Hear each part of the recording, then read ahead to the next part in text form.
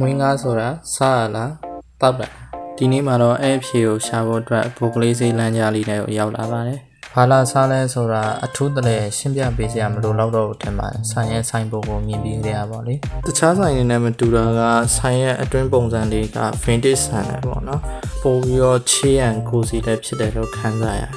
မီနူကတော့ရိုးရှင်းပါတယ်တခြားနာမည်ဆန်းဆန်းပြပြဟာမျိုးတွေလည်းမရှိဘူးပေါ့နော်အဲ့လိုနဲ့ရင်းနှီးချမ်းတောက်ပြီးတော့စောင့်နေတော့မှာပဲမှားထားတာတွေရောက်လာပါတော့ကျွန်တော်ကတော့မွေးငါကိုကြက်သွန်ကြောင်နဲ့မှားလိုက်တယ်ပေါ့နော်ချုံမမပါတဘာဝအင်ချက်အရသာလို့ညွှန်ထားတဲ့အတိုင်းပဲဒီတိုင်း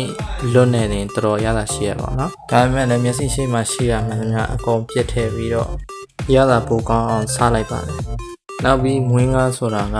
တပွဲကုန်သွားပြီးနောက်မှာဟင်းရဲ့အလိုတပွဲစားရတဲ့အရာသာပို့ပြီးတော့ feeling လာတယ်ပေါ့နော်အဲ့ဒါနဲ့ကြံတဲ့ချက်သွန်ကြော်လေးနဲ့မှုပြီးတော့နောက်တပွဲထပ်စားခဲ့ကြနောက်ဆုံးမှအရာသာကောင်းတာပဲမှတ်မိပြီးမွေးငါရဲ့အဖြေကိုရှာတွေ့ခဲ့ပါဦး